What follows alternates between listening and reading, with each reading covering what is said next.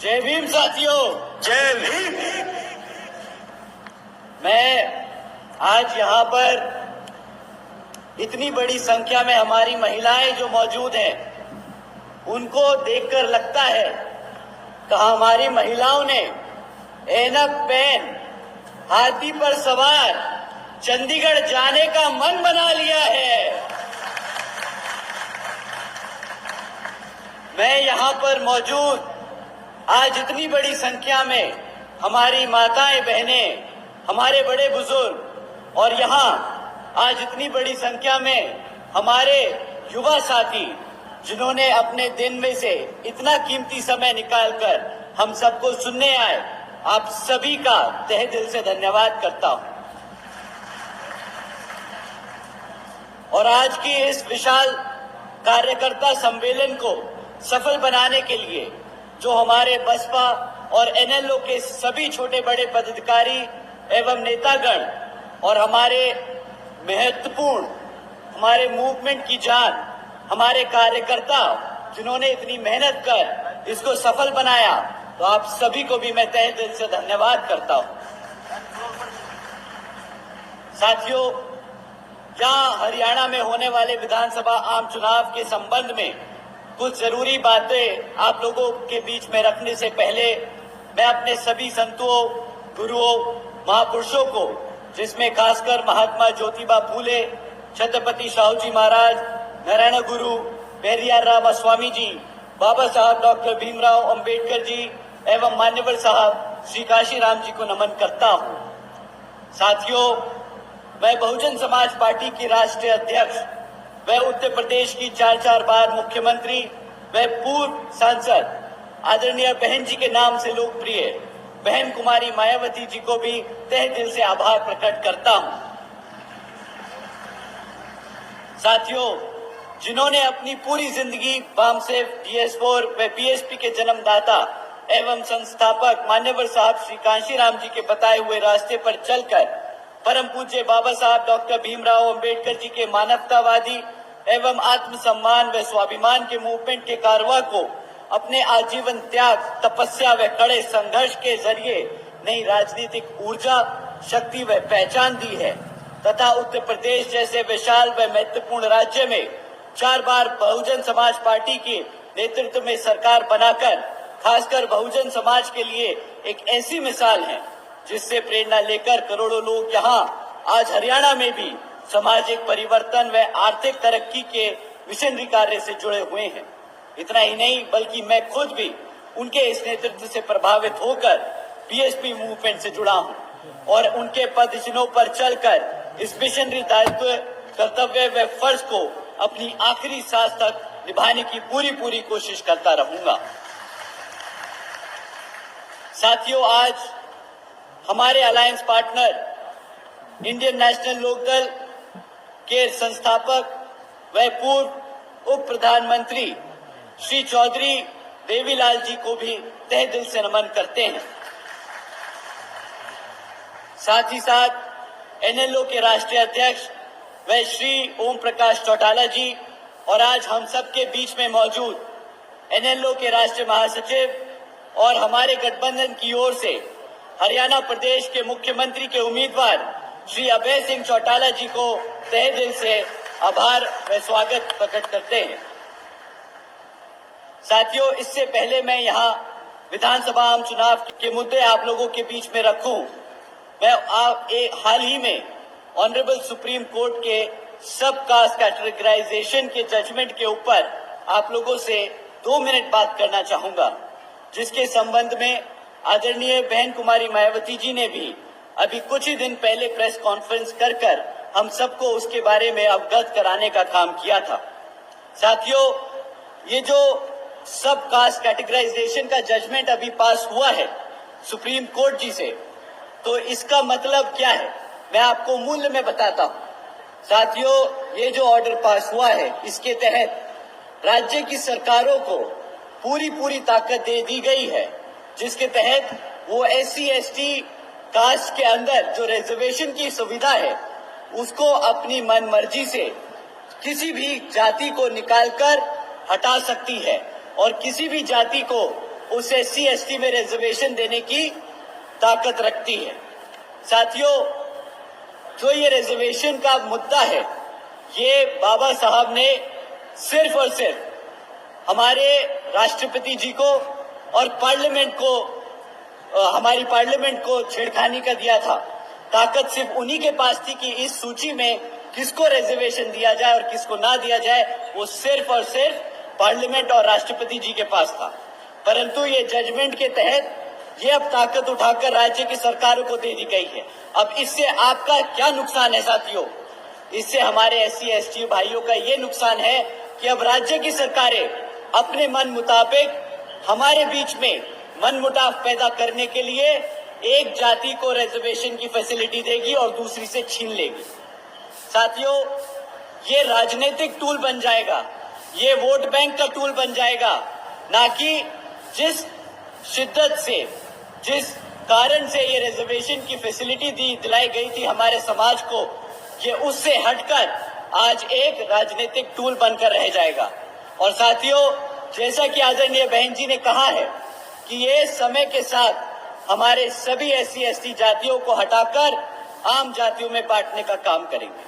तो साथियों, आपसे दरखास्त है कि इस मुद्दे पर आप लोग अपने समाज में, अपने घर घर गांव में जाकर बात करें और इसका, जैसा कि बहन जी ने खंडन किया है, आप लोग भी बड़े पैमाने पर खंडन करें। आप लोगों से दरख्वास्त है, जिस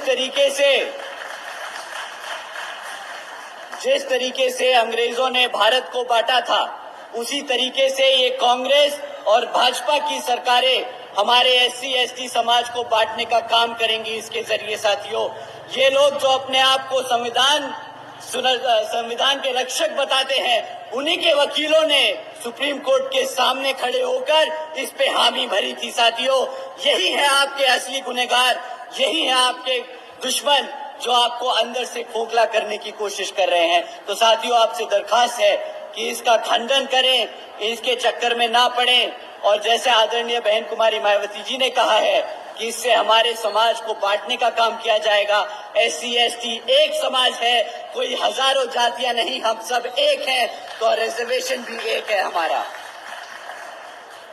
अब साथियों, हरियाणा प्रदेश की बात करते हैं तो पिछले 10 साल से यहाँ हरियाणा में भाजपा की सरकार चल रही है और अब जब आम चुनाव हमारे सर पर है तो फिर से आपके बीच में आकर ये भाजपा के लोग आपसे आपका वोट मांगने का काम करेंगे। परंतु साथियों, इस बारी आप लोगों को वोट डालने से पहले आपको इनसे कुछ जरूरी मुद्दों पे सवाल करने होंगे। साथियों, मैं आपसे जाति और धर्म के आधार पर सवाल करने को नहीं कहूंगा। मैं आपसे कहूंगा कि आप शिक्षा पे सवाल करें, रोजगार पे सवाल करें और यहाँ पे आसमान छूती हुई महंगाई पे सवाल करें। ये 3 ऐसी चीजें हैं जो हमारे घर को, हमारे आने वाले भविष्य को इम्पैक्ट करती हैं। साथियों, शिक्षा के नाम पर जब आपको सवाल करना है तो इनके 10 साल का रिकॉर्ड आज ये कहता है कि पिछले 10 सालों में सरकार ने यहाँ पर 5000 से ज्यादा प्राइमरी स्कूल्स को बंद करने का काम किया है। एक तरफ हमारे बच्चों की पढ़ने की संख्या बढ़ रही है और दूसरी तरफ इन्होंने हमारे प्राइमरी स्कूल्स बंद करने का काम किया है। साथियों, इतना ही नहीं बल्कि यहाँ पर हरियाणा में 2200 सीनियर स्कूल हैं, सीनियर सेकेंडरी स्कूल है। आज उनमें हजारों स्कूलों में से ज्यादा प्रिंसिपल तक नहीं है। अब साथियों, आप बताइए कि एक तरफ जहां बच्चों के स्कूल बंद करे जा रहे हैं और बचे कुचे स्कूलों में जहां पर बच्चे पढ़ने जाते हैं वहां पे पढ़ाने के लिए शिक्षक नहीं है, तो अब आप ही बताइए क्या ये आपके भविष्य से खिलवाड़ है कि नहीं? अब आप ही बताइए, अगर आपका बच्चा अगर पढ़ेगा नहीं तो क्या अपने पैरों पर कभी खड़ा हो पाएगा कि नहीं? बताइए, हमारी माताएं बैठी हैं, खड़ा हो पाएगा कि नहीं? जब अपने पैरों पर नहीं खड़ा हो पाएगा तो क्या करेगा? गुलामी ही करनी पड़ेगी ना इन सत्ताधारी लोगों की। बताइए, तो आपको अब समय आ गया है इनको सत्ता से उखाड़ फेंक अपने अभय सिंह चौटाला जी को, माननीय अभय सिंह चौटाला जी को सत्ता में बिठाने का। साथियों, ऐसा कोई सा महीना नहीं जाता शिक्षा के नाम पर जब हम सवाल करें तो इनसे जरूर पूछिएगा कि पेपर लीक की खबरें जो हमें आए दिन सुनने को मिलती हैं उसका क्या इनके पास इलाज है। साथियों, कोई भी ऐसी सरकारी डिपार्टमेंट नहीं बचा जहां पर जिसकी भर्ती की परीक्षा का पेपर ना लीक हुआ हो।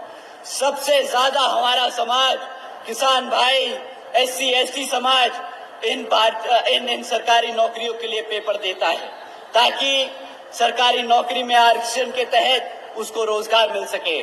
परंतु ऐसा कोई पेपर ना हुआ जो लीक ना हुआ और इनको बहाना ना मिल गया वो सरकारी नौकरियों को रद्द करने का।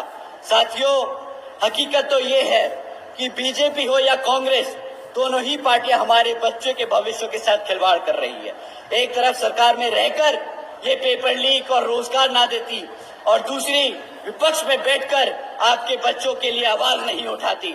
अब आप ही बताइए इनमें से कोई भी पार्टी को हक है सत्ता में रहने का कि नहीं? बताइए, कोई हक है इनको? नहीं। साथियों, एक तरफ भाजपा और कांग्रेस है जो गरीब विरोधी नीतियों पर चल रही है और दूसरी तरफ हमारी आदरणीय बहन कुमारी मायावती जी की नीतियां हैं, जिसके तहत चलकर यूपी में बीएसपी की सरकार ने सावित्रीबाई बालिका आशीर्वाद योजना चलाई थी, सावित्रीबाई फूले बालिका शिक्षा योजना चलाई थी, जिसके तहत 7 लाख से ज्यादा बच्चियों को 12वीं तक की शिक्षा के लिए आदरणीय बहन जी ने 600 करोड़ की लागत लगाकर इनको पढ़ाने का काम किया था। इतना ही नहीं साथियों, आदरणीय बहन जी ने अपने शासनकाल में यूपी में 6 engineering colleges, 2 homeopathic colleges, 24 polytechnic, 2 paramedical colleges, 6 universities, 2 से अधिक इंटर और डिग्री कॉलेजेस, 100 से अधिक ITI, 550 से ज्यादा हाई स्कूल और 5,500 से अधिक प्राइमरी स्कूल्स बनाने का काम किया था साथियों। और अभी इतिहास में पहली बार हमारे सरकारी स्कूल्स, हॉस्टल्स और कॉलेजेस में हमारे सभी OBC, गरीब और वंचित समाज के बच्चों के लिए 27% आरक्षण के इंतजाम किया था साथियों। भारत में पहली बार ऐसा हुआ था। तो साथियों, ये लिस्ट इतनी लंबी है कि अगर मैं आपको पूरी लिस्ट सुनाने बैठूं तो मेरा गला सूख जाएगा और समय खत्म हो जाएगा, परंतु वो लिस्ट खत्म नहीं होगी। इसी तरह मुझे पूरा विश्वास है, बहन जी को पूरा विश्वास है कि जब आप आदरणीय अभय सिंह चौटाला जी को मुख्यमंत्री बनाकर चंडीगढ़ की गद्दी पे बिठाएंगे तो उसी तरह उतनी मेहनत से आपके बच्चों के लिए स्कूल्स और कॉलेजेस खोलेंगे। साथियों, आज यहाँ पर रोजगार के नाम पर पिछले 10 सालों में इतना बड़ा मजाक हुआ है कि आज यहाँ 40% युवा बेरोजगार घूम रहा है। हमारा हरियाणा का 40% युवा बेरोजगार घूम रहा है। इतना ही नहीं साथियों, बीजेपी पिछले 10 सालों से सरकार में लगातार आसीन है, उसके बाद भी आज यहाँ 2 लाख सरकारी नौकरियां खाली पड़ी है। एक तरफ लेकर कुल मिलाकर एक तरफ ये भाजपा की सरकार कौशल विकास निगम जैसी योजना चलाकर पक्की नौकरियां नहीं, कच्ची नौकरियां देती हैं और उसमें भी वो इसलिए कच्ची नौकरियां देती हैं ताकि आपको उन 2 लाख सरकारी नौकरियों पर रिजर्वेशन न देना पड़े। साथियों, एक तरफ बीजेपी की सरकार ऐसे काम कर रही है, दूसरी तरफ हमारे लोगों को गरीब, कमजोर और बेहाल बनाने का काम कर रही है। तो दूसरी तरफ कांग्रेस की सत्ता में बैठी कांग्रेस के सारे MLA विपक्ष में बैठकर बीजेपी को घेरने का काम नहीं कर रहे, उनसे सवाल नहीं उठा रहे, उनको काले झंडे नहीं दिखा रहे, वो उनके साथ मिले हुए आपके बच्चों को गरीब और आपको गुलाम बनाने का काम कर रहे हैं। साथियों, एक तरफ तो ये कांग्रेस और भाजपा ही है, दूसरी तरफ बहन जी की सरकार के दौरान 90,000 से अधिक शिक्षकों को रोजगार मिला था, 1 लाख से अधिक सफाई कर्मचारियों को रोजगार दिया गया था, 2 लाख से अधिक जवानों को पुलिस फोर्स में भर्ती किया गया था और 30 लाख से अधिक हमारे अपर कास्ट समाज के कमजोर बच्चों को विभिन्न सरकारी नौकरियों देने का काम किया था। साथियों, ये सिर्फ 5 साल का काम है, ये सिर्फ 5 साल का काम है। एक तरफ भाजपा 10 साल से राज कर रही थी, उससे पहले कांग्रेस 10 साल से राज कर रही थी और आज भी 40% युवा बेरोजगार है। तो बताइए, इनकी मंशा पे आपको शक होता है कि नहीं? लगता है कि ये लोगों ने गद्दारी करी है कि नहीं? साथियों, इतना ही नहीं, बहन जी के शासनकाल में सरकार के दौरान कृषि और एवं संबंधित कार्यों में मिनिमम वेज इसको भी 55 रुपए से बढ़ाकर 100 रुपए कर दिया गया था प्रतिदिन। इतना ही नहीं, क्रीमी लेयर की वार्षिक आय को भी 3 लाख रुपए से बढ़ाकर 5 लाख रुपए करा था। और यहाँ पर हमारे किसान भाई बैठे हैं, उनको जानकर हैरानी होगी, रातों रात आदरणीय बहन जी ने गन्ना के दाम दुगने कर दिए थे। जिस तरीके से यहाँ पर आदरणीय अभय जी सरकार में आकर आपके लिए करेंगे। साथियों, बहन जी के गवर्नेंस मॉडल के तहत चलकर ही बसपा की सरकार ने प्रदेश के सभी समाज के लोगों को अपने पैरों पर खड़ा कर उनको स्वाभिमान से जीने का अधिकार दिलाया। और अब साथियों, अगर हम महंगाई की बात करें, अगर महंगाई की बात करें तो महंगाई भी आसमान छू रही है। एक समय था जब ये भाजपा के लोग सड़क पर से गैस का सिलेंडर लिए घूमते थे, बोलते थे 400 रुपए का गैस सिलेंडर बहुत महंगा। और आज आप गैस का सिलेंडर का दाम पता करा लीजिए साथियों, आज गैस का सिलेंडर 1000 रुपया पार कर चुका है। अब इनको गैस का सिलेंडर याद नहीं आता, अब इनको स्टारबक्स में कॉफी पीनी है, अब इन्हें पिज्जा हट में पिज्जा खाना दिख रहा है, पर इनको गैस का सिलेंडर हमारी माताओं बहनों का नहीं दिखता महंगा। साथियों, जब महंगाई को नजरअंदाज कराना हो तो ये आपको बोलते हैं मुफ्त में राशन ले लो। बड़े गर्व से बोलते हैं कि 80 करोड़ जनता को हमने मुफ्त में राशन दिया।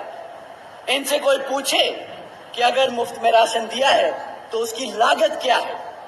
मुफ्त में राशन मिलने की लागत साथियों, आपको 1000 रुपए का राशन नहीं मिलता। साल का 12,000 रुपए से राशन से ज्यादा का राशन नहीं मिला आपको। पर अगर आपके घर में हर एक बच्चे को एक एक नौकरी भी मिल जाती तो वो साल का 2.5 लाख कमा कर आपके झोली में भरता। इन्होंने आपको 2.5 लाख का चूना लगाया 12,000 देकर, महंगाई से भटकाया और ये अनाज देकर। साथियों, ऐसी स्कीमों से आपको गुलाम बनाने का काम किया जा रहा है, आपको बच्चों को रोजगार देकर अपने पैरों पर खड़ा नहीं। साथियों, अगर यहाँ पर आप एनएलओ और बसपा की सरकार को बनाएंगे तो जिस तरीके से यहाँ पर जिस तरीके से यूपी में बहन जी ने लोगों को रोजगार देने का काम किया, उससे दुगनी तेजी से यहाँ पर श्री अभय सिंह चौटाला जी आपके बच्चों को रोजगार देने का काम करेंगे। साथियों, इन्हीं कुछ जरूरी बातों के साथ ही अब आप सभी लोगों से मेरी व खासकर आदरणीय बहन कुमारी मायावती जी की भी ये विशेष अपील है कि इस विधानसभा आम चुनाव में आप सभी लोग हर मोर्चे पर सावधान रहें। आपका वोट बहुत कीमती है, आपका वोट कोई खरीद ना पाए, आपका वोट कोई लूट ना पाए, आपका वोट कोई पढ़ने से रह ना जाए। साथियों, जाति बिरादरी, धन बल, मंदिर मस्जिद या किसी भी भावना आदि के नाम पर कोई स्वार्थी अपने जाल में फंसाकर आपके वोट का दुरुपयोग ना कर ले, क्योंकि साथियों, देश के हर एक महिला, पुरुष व युवा को वोट डालने का अधिकार यहाँ परम पूज्य बाबा साहब डॉक्टर भीमराव अंबेडकर जी के अति महत्वपूर्ण देन है। मैं आप सभी से एक बार फिर से खास अपील करता हूँ कि आप लोग यहाँ अपने अपने क्षेत्रों में जहाँ बसपा और एनएलओ के विधानसभा उम्मीदवार चुनाव लड़ रहे हैं, तो आप उन लोगों को वोटिंग मशीन पर बसपा का हाथी चुनाव चिन्ह और एनएलओ का चश्मे का चुनाव चिन्ह के सामने वाले बटन को दबाकर यहाँ पर उन्हें भारी मतों से जिताकर विधानसभा में भेजने का काम करें, ताकि आने वाले समय में आप सब हमारे अपने श्री अभय सिंह चौटाला जी को मुख्यमंत्री के रूप में देखकर आपके लिए काम करने का मौका दें।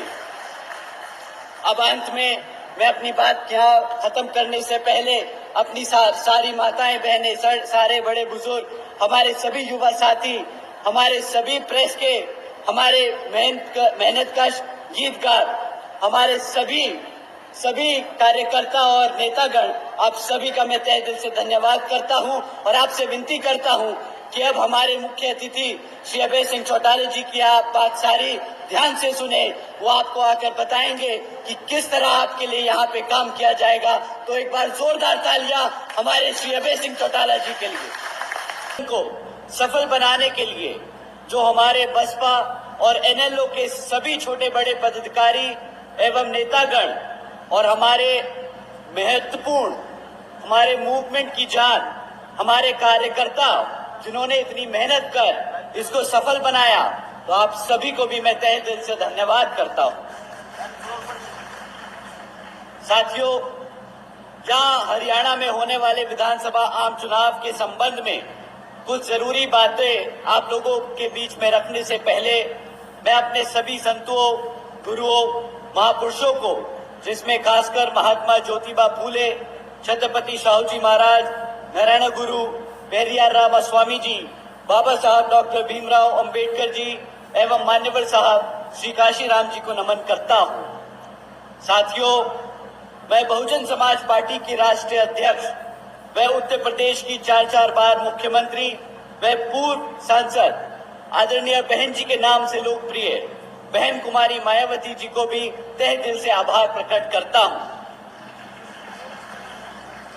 साथियों, जिन्होंने अपनी पूरी जिंदगी बामसेफ, DS4 व BSP के जन्मदाता एवं संस्थापक मान्यवर साहब श्री कांशीराम जी के बताए हुए रास्ते पर चलकर परम पूज्य बाबा साहब डॉक्टर भीमराव अंबेडकर जी के मानवतावादी एवं आत्मसम्मान व स्वाभिमान के मूवमेंट के कारवां को अपने आजीवन त्याग, तपस्या व कड़े संघर्ष के जरिए नई राजनीतिक ऊर्जा, शक्ति व पहचान दी है तथा उत्तर प्रदेश जैसे विशाल व महत्वपूर्ण राज्य में 4 बार बहुजन समाज पार्टी के नेतृत्व में सरकार बनाकर खासकर बहुजन समाज के लिए एक ऐसी मिसाल है जिससे प्रेरणा लेकर करोड़ों लोग यहाँ आज हरियाणा में भी सामाजिक परिवर्तन व आर्थिक तरक्की के मिशनरी कार्य से जुड़े हुए हैं। इतना ही नहीं बल्कि मैं खुद भी उनके इस नेतृत्व से प्रभावित होकर BSP मूवमेंट से जुड़ा हूं और उनके पदचिन्हों पर चलकर इस मिशनरी दायित्व, कर्तव्य व फर्ज को अपनी आखिरी सांस तक निभाने की पूरी कोशिश करता रहूंगा। साथियों, आज हमारे alliance partner Indian national Lokdal के संस्थापक व पूर्व उप प्रधानमंत्री श्री चौधरी देवीलाल जी को भी तहे दिल से नमन करते हैं।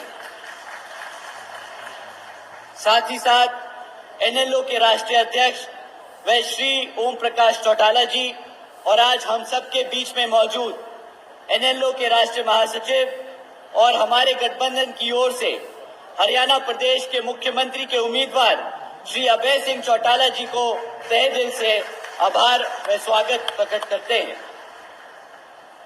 साथियों, इससे पहले मैं यहाँ विधानसभा आम चुनाव के मुद्दे आप लोगों के बीच में रखूं, मैं हाल ही में ऑनरेबल सुप्रीम कोर्ट के सब कास्ट कैटेगराइजेशन के जजमेंट के ऊपर आप लोगों से 2 मिनट बात करना चाहूंगा, जिसके संबंध में आदरणीय बहन कुमारी मायावती जी ने भी अभी कुछ ही दिन पहले प्रेस कॉन्फ्रेंस कर हम सबको उसके बारे में अवगत कराने का काम किया था।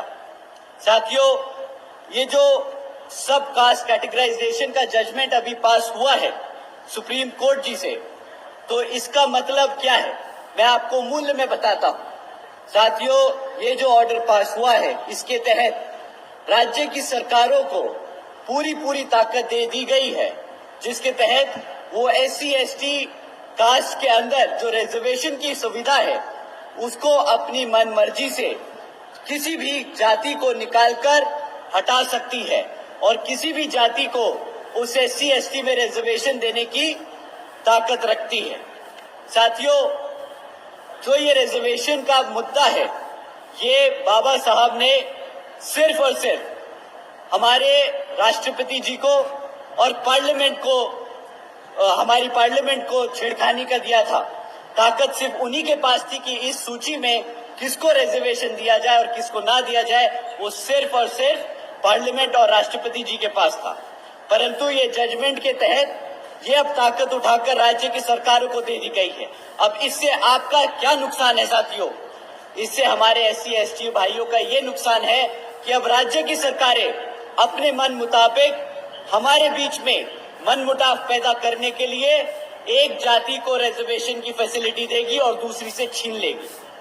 साथियों, ये राजनीतिक टूल बन जाएगा, ये वोट बैंक का टूल बन जाएगा, ना कि जिस शिद्दत से, जिस कारण से ये रिजर्वेशन की फैसिलिटी दिलाई गई थी हमारे समाज को, ये उससे हटकर आज एक राजनीतिक टूल बनकर रह जाएगा। और साथियों, जैसा कि आदरणीय बहन जी ने कहा है कि ये समय के साथ हमारे सभी SC ST जातियों को हटाकर आम जातियों में बांटने का काम करेंगे। तो साथियों, आपसे दरखास्त है कि इस मुद्दे पर आप लोग अपने समाज में, अपने घर घर गांव में जाकर बात करें और इसका, जैसा कि बहन जी ने खंडन किया है, आप लोग भी बड़े पैमाने पर खंडन करें। आप लोगों से दरख्वास्त है, जिस तरीके से अंग्रेजों ने भारत को बांटा था, उसी तरीके से ये कांग्रेस और भाजपा की सरकारें हमारे SC ST समाज को बांटने का काम करेंगी। इसके जरिए साथियों, ये लोग जो अपने आप को संविधान के रक्षक बताते हैं, उन्हीं के वकीलों ने सुप्रीम कोर्ट के सामने खड़े होकर इस पे हामी भरी थी। साथियों, यही है आपके असली गुनहगार, यही है आपके दुश्मन जो आपको अंदर से खोखला करने की कोशिश कर रहे हैं। तो साथियों, आपसे दरखास्त है कि इसका खंडन करें, इसके चक्कर में ना पड़ें। और जैसे आदरणीय बहन कुमारी मायावती जी ने कहा है कि इससे हमारे समाज को बांटने का काम किया जाएगा। SC ST एक समाज है, कोई हजारों जातियां नहीं, हम सब एक हैं, तो रिजर्वेशन भी एक है हमारा। अब साथियों, हरियाणा प्रदेश की बात करते हैं तो पिछले 10 साल से यहाँ हरियाणा में भाजपा की सरकार चल रही है और अब जब आम चुनाव हमारे सर पर है तो फिर से आपके बीच में आकर ये भाजपा के लोग आपसे आपका वोट मांगने का काम करेंगे। परंतु साथियों, इस बारी आप लोगों को वोट डालने से पहले आपको इनसे कुछ जरूरी मुद्दों पे सवाल करने होंगे। साथियों, मैं आपसे जाति और धर्म के आधार पर सवाल करने को नहीं कहूंगा। मैं आपसे कहूंगा कि आप शिक्षा पे सवाल करें, रोजगार पे सवाल करें और यहाँ पे आसमान छूती हुई महंगाई पे सवाल करें। ये 3 ऐसी चीजें हैं जो हमारे घर को, हमारे आने वाले भविष्य को इम्पैक्ट करती हैं। साथियों, शिक्षा के नाम पर जब आपको सवाल करना है तो इनके 10 साल का रिकॉर्ड आज ये कहता है कि पिछले 10 सालों में सरकार ने यहाँ पर 5000 से ज्यादा प्राइमरी स्कूल्स को बंद करने का काम किया है। एक तरफ हमारे बच्चों की पढ़ने की संख्या बढ़ रही है और दूसरी तरफ इन्होंने हमारे प्राइमरी स्कूल्स बंद करने का काम किया है। साथियों, इतना ही नहीं बल्कि यहाँ पर हरियाणा में 2200 सीनियर स्कूल हैं, सीनियर सेकेंडरी स्कूल है। आज उनमें हजारों स्कूलों में से ज्यादा प्रिंसिपल तक नहीं है। अब साथियों, आप बताइए कि एक तरफ जहां बच्चों के स्कूल बंद करे जा रहे हैं और बचे कुछ स्कूलों में जहां पर बच्चे पढ़ने जाते हैं वहां पे पढ़ाने के लिए शिक्षक नहीं है, तो अब आप ही बताइए क्या ये आपके भविष्य से खिलवाड़ है कि नहीं। अब आप ही बताइए, अगर आपका बच्चा अगर पढ़ेगा नहीं तो क्या अपने पैरों पर कभी खड़ा हो पाएगा कि नहीं। बताइए, हमारी माताएं बैठी हैं, खड़ा हो पाएगा कि नहीं। जब अपने पैरों पर नहीं खड़ा हो पाएगा तो क्या करेगा, गुलामी ही करनी पड़ेगी ना इन सत्ताधारी लोगों की। बताइए, तो आपको अब समय आ गया है इनको सत्ता से उखाड़ फेंक अपने अभय सिंह चौटाला जी को, माननीय अभय सिंह चौटाला जी को सत्ता में बिठाने का। साथियों, ऐसा कोई सा महीना नहीं चाहता शिक्षा के नाम पर जब हम सवाल करें तो इनसे जरूर पूछिएगा कि पेपर लीक की खबरें जो हमें आए दिन सुनने को मिलती हैं, उसका क्या इनके पास इलाज है। साथियों, कोई भी ऐसी सरकारी डिपार्टमेंट नहीं बचा जहां पर जिसकी भर्ती की परीक्षा का पेपर ना लीक हुआ हो। सबसे ज्यादा हमारा समाज, किसान भाई, SC ST समाज इन सरकारी नौकरियों के लिए पेपर देता है ताकि सरकारी नौकरी में आरक्षण के तहत उसको रोजगार मिल सके। परंतु ऐसा कोई पेपर ना हुआ जो लीक ना हुआ और इनको बहाना ना मिल गया वो सरकारी नौकरियों को रद्द करने का। साथियों, हकीकत तो ये है कि बीजेपी हो या कांग्रेस, दोनों ही पार्टियां हमारे बच्चों के भविष्य के साथ खिलवाड़ कर रही है। एक तरफ सरकार में रहकर ये पेपर लीक और रोजगार ना देती और दूसरी विपक्ष में बैठकर आपके बच्चों के लिए आवाज नहीं उठाती। अब आप ही बताइए इनमें से कोई भी पार्टी को हक है सत्ता में रहने का कि नहीं। बताइए, कोई हक है इनको? नहीं। साथियों, एक तरफ भाजपा और कांग्रेस है जो गरीब विरोधी नीतियों पर चल रही है और दूसरी तरफ हमारी आदरणीय बहन कुमारी मायावती जी की नीतियां हैं, जिसके तहत चलकर यूपी में BSP की सरकार ने सावित्रीबाई बालिका आशीर्वाद योजना चलाई थी। सावित्रीबाई फूले बालिका शिक्षा योजना चलाई थी, जिसके तहत 7 लाख से ज्यादा बच्चियों को 12वीं तक की शिक्षा के लिए आदरणीय बहन जी ने 600 करोड़ की लागत लगाकर इनको पढ़ाने का काम किया था। इतना ही नहीं साथियों, आदरणीय बहन जी ने अपने शासनकाल में यूपी में 6 engineering colleges, 2 homeopathic colleges, 24 polytechnic, 2 paramedical colleges, 6 universities, 2 से अधिक इंटर और डिग्री कॉलेजेस, 100 से अधिक ITIs, 550 से ज्यादा हाई स्कूल्स और 5,500 से अधिक प्राइमरी स्कूल्स बनाने का काम किया था साथियों।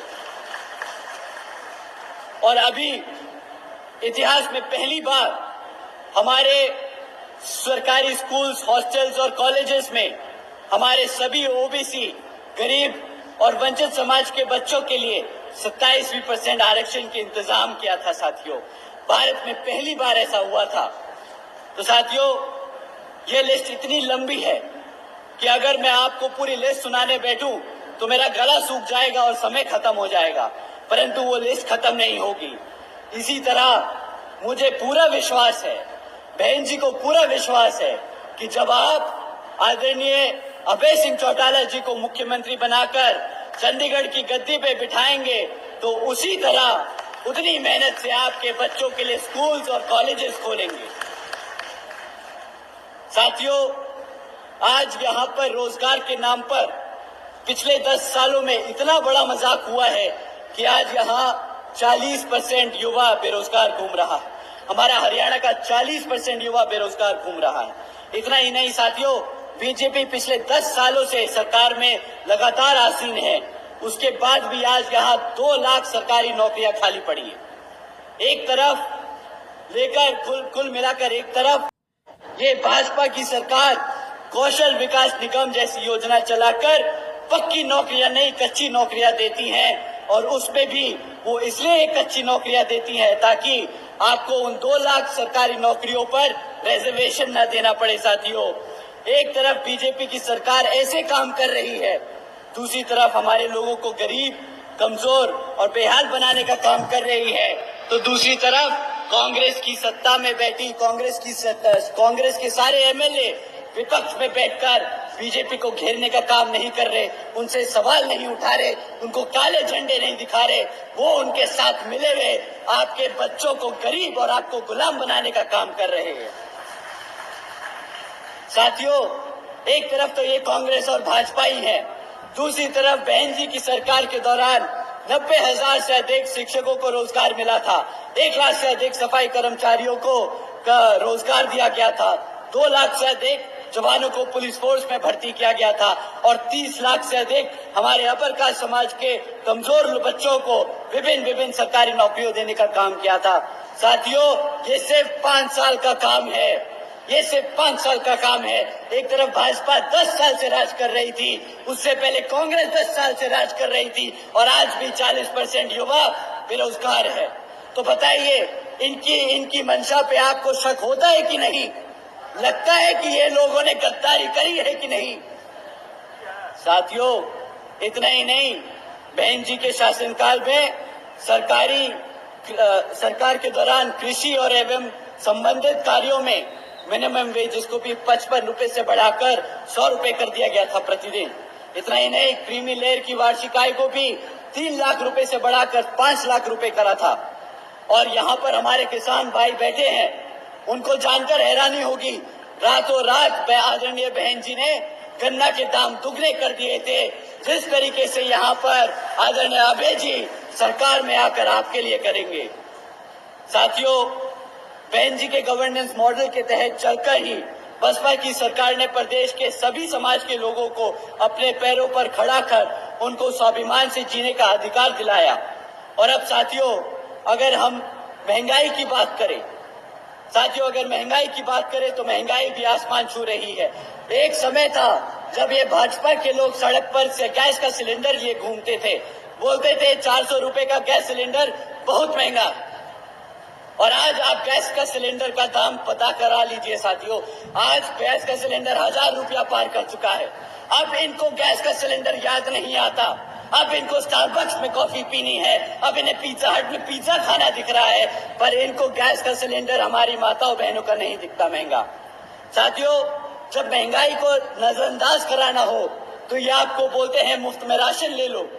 बड़े गर्व से बोलते हैं कि 80 करोड़ जनता को हमने मुफ्त में राशन दिया। इनसे कोई पूछे कि अगर मुफ्त में राशन दिया है तो उसकी लागत क्या है? मुफ्त में राशन मिलने की लागत साथियों, आपको 1000 रुपए का राशन नहीं मिलता। साल का 12,000 रुपए से राशन से ज्यादा का राशन नहीं मिला आपको। पर अगर आपके घर में हर एक बच्चे को एक एक नौकरी भी मिल जाती तो वो साल का 2.5 लाख कमा कर आपके झोली में भरता। इन्होंने आपको 2.5 लाख का चूना लगाया 12,000 देकर, महंगाई से भटकाया और ये अना और अनाज देकर। साथियों, ऐसी स्कीमों से आपको गुलाम बनाने का काम किया जा रहा है, आपको बच्चों को रोजगार देकर अपने पैरों पर खड़ा नहीं। साथियों, अगर यहाँ पर आप एनएलओ और बसपा की सरकार को बनाएंगे तो जिस तरीके से यहाँ पर जिस तरीके से यूपी में बहन जी ने लोगों को रोजगार देने का काम किया, उससे दुगनी तेजी से यहाँ पर श्री अभय सिंह चौटाला जी आपके बच्चों को रोजगार देने का काम करेंगे। साथियों, इन्हीं कुछ जरूरी बातों के साथ ही अब आप सभी लोगों से मेरी व खासकर आदरणीय बहन कुमारी मायावती जी की भी ये विशेष अपील है कि इस विधानसभा आम चुनाव में आप सभी लोग हर मोर्चे पर सावधान रहें। आपका वोट बहुत कीमती है। आपका वोट कोई खरीद ना पाए, आपका वोट कोई लूट ना पाए, आपका वोट कोई पढ़ने से रह ना जाए। साथियों, जाति बिरादरी, धन बल, मंदिर मस्जिद या किसी भी भावना आदि के नाम पर कोई स्वार्थी अपने जाल में फंसाकर आपके वोट का दुरुपयोग ना कर ले, क्योंकि साथियों, देश के हर एक महिला, पुरुष व युवा को वोट डालने का अधिकार यहाँ परम पूज्य बाबा साहब डॉक्टर भीमराव अंबेडकर जी की अति महत्वपूर्ण देन है।